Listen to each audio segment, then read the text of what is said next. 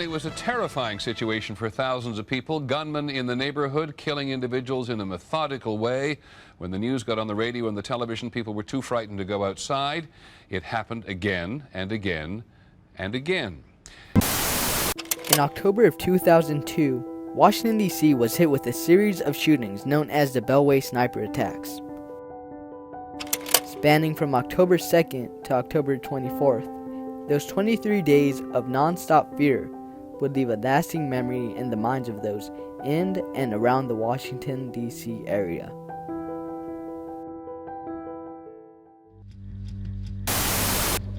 Yeah, the sniper attacks, first of all, I'm just sick to my stomach to think that there is a cold-blooded killer at home taking innocent life.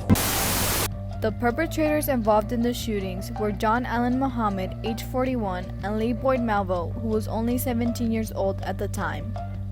Having met just 3 years earlier, they would travel in a blue 1990 Chevrolet Capri sedan, which is modified at the rear to be used as a firing port. This opening was used by the perpetrators to facilitate their attacks. Although they are mostly known for the Beltway shootings, their crime spree had begun in February of 2002, which included murders and robberies in the states of Alabama, Arizona, Florida, Georgia, Louisiana, Texas, and Washington.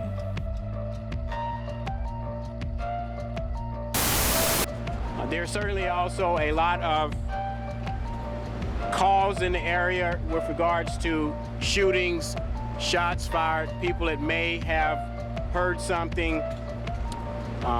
They are all been responded to by the police.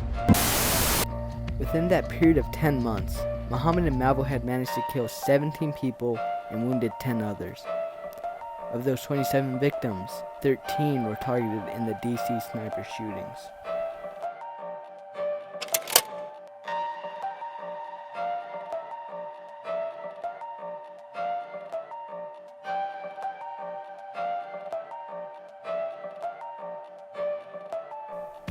On October 2nd, 2002, at 5:20 p.m., the first shot of the Beltway sniper attacks rung out, narrowly missing Ann Chapman, who was then currently working at a Michael's craft store in Aspen Hills, Maryland. Nothing else was reported following the incident. That same day, at 6:30 p.m., James Martin was shot and killed in the parking lot of a Shoppers Food Warehouse grocery store in Wheaton, Maryland. Hi, I'm at Shoppers Food Warehouse on Randolph Road, and some man just on the parking lot. There was a loud noise. I'm not sure if he was shot or not. The next morning, on October 3rd, 4 more people were shot and killed within the time frame of just 2 hours.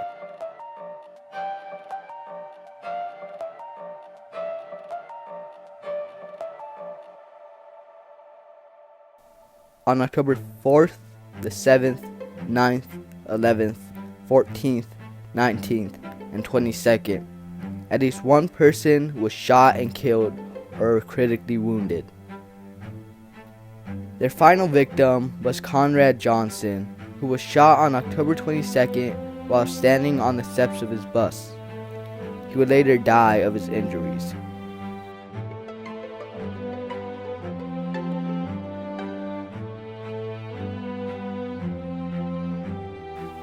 Investigations into the shootings began with the first murder of James Martin and was later ramped up when it was found that the multiple shootings on the second day were all carried out using the same gun. A special task force was created codenamed SNIPMER, or the Sniper Murder Task Force, and would help carry out the investigations throughout the shootings. Though no shots were fired on October 23rd, it was a significant day as police officers were looking for evidence that would lead to the shooters. They would end up finding bullets and a tree that was believed to be used by the perpetrators for target practice.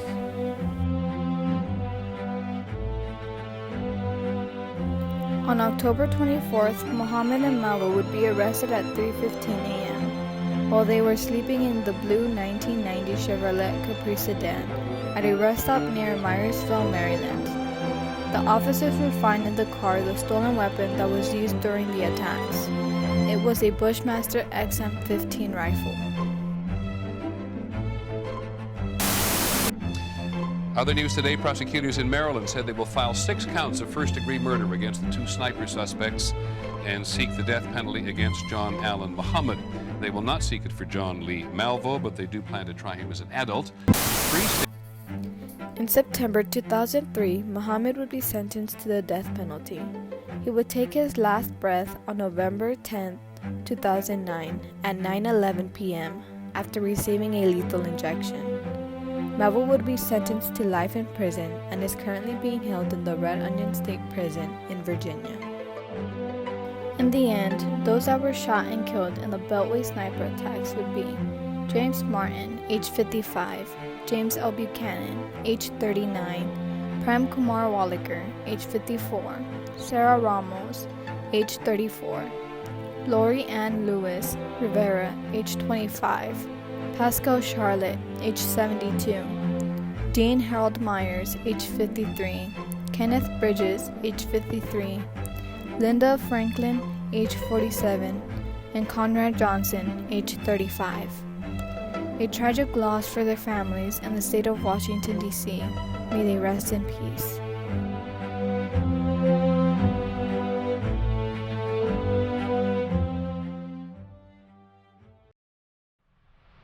I thought I had it all together, but I was led astray.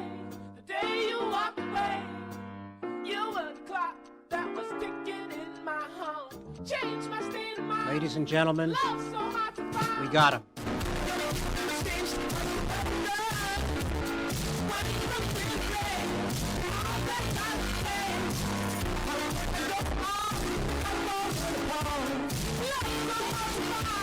When